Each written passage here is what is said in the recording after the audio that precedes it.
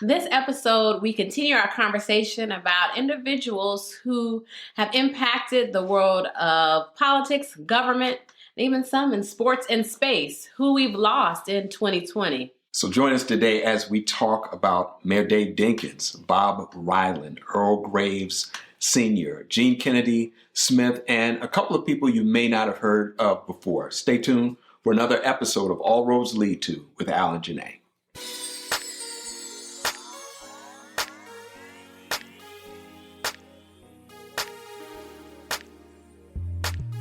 This is All Roads Lead To with Al and Janae.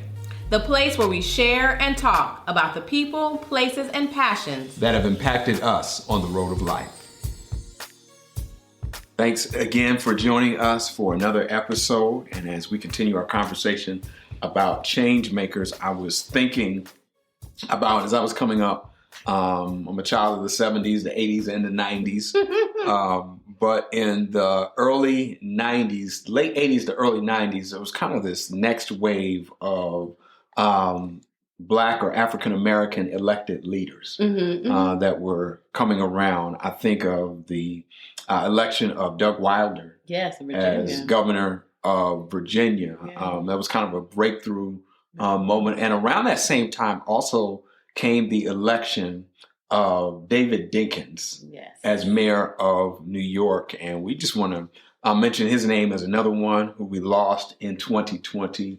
Mayor Dave Dinkins, quite an outstanding gentleman. Absolutely. I think of that rich political, legacy in Harlem, particularly. Oh, yes. And, he was a part of the Gang of Four. Yes. And so that's Charles Rangel, Basil Patterson, Percy Sutton, whose story I've always been riveted by as a Tuskegee Airman, lawyer, and just advisor, and then politician as well. But the complicated and kind of layered lives that so many of these gentlemen held, and just so much that they did at such early ages, and so much influence. And so I think David Dinkins just reflects that. And I think, mayor of New York, there's so much. You have, the heart of financial district. Yes. You have, fashion and entertainment, and, just really a international city, a powerhouse of finance and so much. So being mayor of New York is such a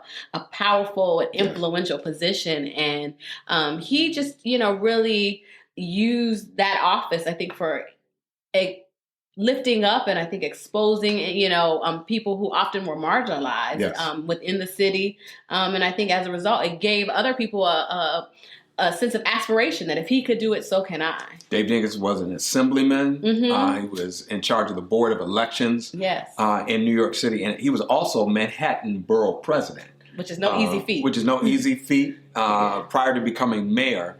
And so he did a lot of things in his life and in his career. And one of the things that is really important, especially for those in politics and leadership in general, is not what you do just for the right here and now, but what you do that it kind of extends your legacy. And one of the things I want to highlight today that Dave Dinkins, that he did during his time as mayor, that is still having an effect today, is that when he was mayor of New York, he offered and gave a 99-year lease to the USTA, United States Tennis Association, to have the U.S. Open on the grounds where it is right now in Flushing, Queens, right there by the old Shea Stadium, the New City Field, right there. And so that's part of his legacy. And he was a lover of tennis. Absolutely. And so we think about the times that we've been able and had, just the privilege of going. It's an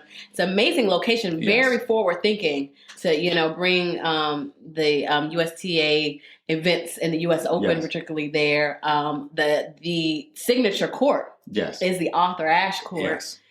Which is awesome. And we had the privilege of seeing, I think, almost really an extension of him opening up, because I think that really made tennis accessible. I mean, we've always gotten there by public transit, which made, tennis so much more accessible to folks in New York. And I think about, Zena Garrison and Arthur Ashe and others, but then you have the Williams sisters. And so we were able to see both Williams sisters on those courts. Yes. And that was just a privilege. And so I think, we left off a tennis pro That's that right. passed. So I just want to talk a little bit about Bob Ryland. Bob Ryland was a tennis pro, had New Jersey roots. Yeah, so did Dave Dinkins. So did Dave Dinkins. Dave Dinkins had New Jersey roots as well, born in Trenton, New Jersey.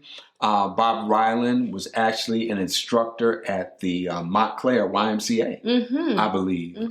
And before going into New York City, becoming the first black tennis pro. Yeah. Bob Ryland, another one that we lost in 2020, we want to pay honor and tribute to as well. Yeah, and just in terms of opening doors, and I think as a first, particularly as a first black, there were controversial moments during Dave Dinkins' administration, and so much, I think, when so much is expected. But one thing I can say that I really appreciate about him is that he served and seemed to always want to be a mentor, and seemed to be very accessible. I had and talked to someone while as a student at HBCU, wanted to interview and get information from him, was able to speak with him directly, and was really, kind of hearing just the intelligence and just the smarts. Our good friend Ashley, who is just brilliant, and he picked that up on the phone conversation and, kind of encouraged, asked, are you planning to get into politics? And if you, she was hedging and saying, no, that wasn't her interest. He's like, in essence, if you do,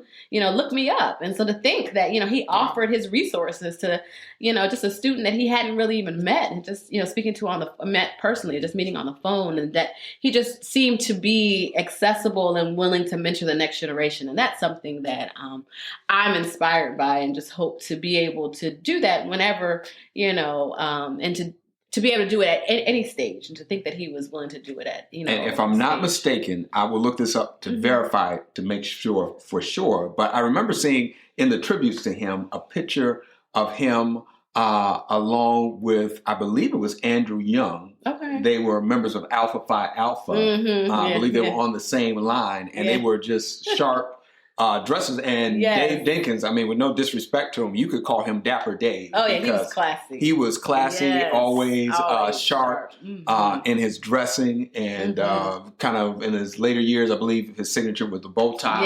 Yes. As well. And that's kind of like a nod to that Harlem, that's just that sharp, dapper. Yeah, absolutely. And so speaking of dapper people as well, dapper dressers as well, there's one gentleman who kind of always stood out in every picture that I saw him, with his sideburns and for his sharp suits. And that is the person of Earl Graves Sr. And I remember I must have been about maybe 9 or 10.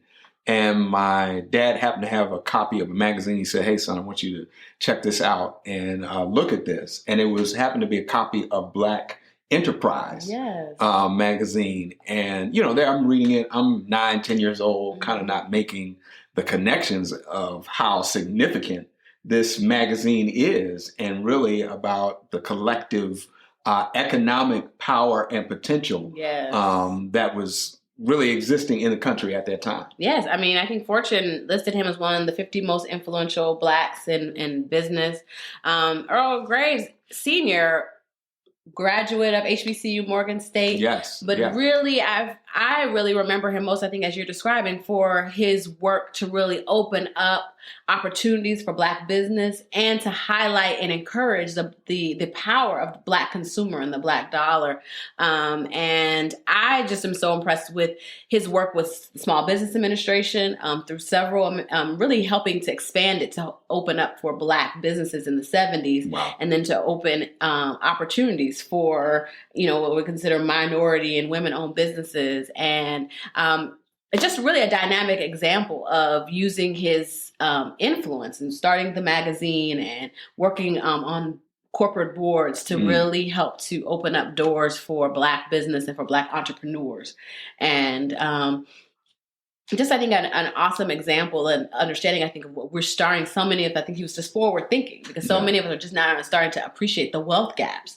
And so much of that is rooted in, the inability to create business base, and to really have local community base, and to let dollars stay within the community. And speaking of forward thinking, I'm sorry, as you were saying there, I remember reading a couple of years ago how he really started to begin to transfer everything over to his son, to be able to make sure that there's a family legacy that was there as well for many of the things that he started and the things that he began. Absolutely, definitely. And one of the things that I've also remembered is that he was a part of the Presidential Commission. President George W. Bush appointed the Presidential Commission for the National African American Museum of History and Culture in Washington, D.C. So he was an integral part of that museum, which is a legacy to, and there's so much tribute and acknowledgement, really, of Blacks in business and in the economic wealth of the country that's been highlighted in that museum. Yes, and speaking of presidents, we know about certain families have had presidential aspirations, and one of those was the Kennedy family, going back to Joseph Kennedy and then Joseph Jr., but it was actually John who became president. We know that Robert ran and also Teddy ran as well. Well, the last of the siblings, Kennedy siblings, died this past year in the person of Gene Kennedy Smith, who happened to be also an ambassador to Ireland, I believe, during the Clinton administration. And so we honor and salute Gene Kennedy Smith as well. And during her brother's time as president, one of the things he said, we want to send a man to the moon and return him to Earth safely. And one of the people that was really behind getting a person to the moon and back safely was in the person of Katherine Johnson. Yes. What an amazing life. One of my great joys was being able to take our daughter to see the movie that depicted her life along with Mary Jackson. And the computers, as they were considered in NASA, and to just allow my daughter to see Hidden Figures, which was a powerful movie that really helped to show the influence of Black women during the time of the space race. Yes. An amazing story, an amazing life. And I'm glad that she was able to be honored during her lifetime. With screening at the White House, as well as one of NASA's major buildings being named in her honor as well. So STEM and STEAM for, girls of color, really, I feel, has been catapulted as the story of her life has really been uncovered, I think, because it's been here all along, but we just really have not been in position really to honor it and to acknowledge it. And so, as you said, I think it's beautiful that she was, of those featured in the film, was really the remaining to really be able to see the tributes. And it's a wonderful legacy. Wonderful, beautiful legacy. Speaking of legacies that have lasted for decades, real quick story. When I believe I was in the fourth grade. I believe, fourth or fifth grade. And we had a special guest speaker who was actually the grandfather of one of my classmates. My classmate, Jennifer Winston, her grandfather, Charles L. Brooks, was a pastor. And he said, I'm coming to you today because I have a friend I want to introduce you to.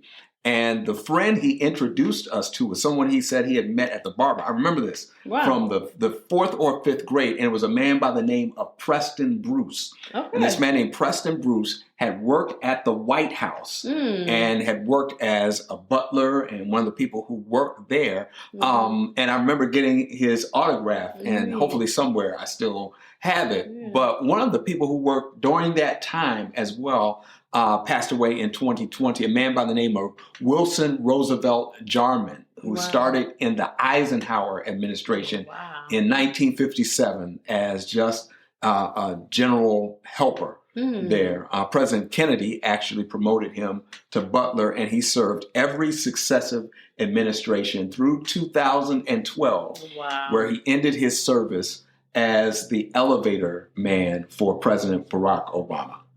Powerful. Wow, that's amazing. What a life of service, and to see, imagine what he did, to see full circle and to end, on that note with, a Black man in the White House. I'm sure he never thought in 1957 that he would witness that. Never, Isn't that something? Ever. Yeah, it makes me think of the story of that's mentioned in President Obama's book of Ed Thomas, and just dutiful men who are conscientious to their work and to their craft, and took special, I think, dedication and pride in working at the White House, and saw it to be noble work. And I just think that you hear that saying of all honest work is should be credited and acknowledged, and I think this is an example of that. And I just hope to be reminded of that, because I think so often that was something that was passed on to us. And I think sometimes now we only elevate certain types of work. That's true. But that honest work is worth honoring and, giving proper and due respect. Absolutely. So we thank you for joining us as we've talked about another set of change makers. We have one more set we want to talk about. So please join us for the next episode of All Roads Lead To. We are so glad to share our podcast with you. You can find us on Apple Podcasts, YouTube, and on social media. So please listen, share, and tell a friend about All Roads Lead To with Al and Janae, the place where we talk about the people, the places, and the passions that have impacted us along the road of life.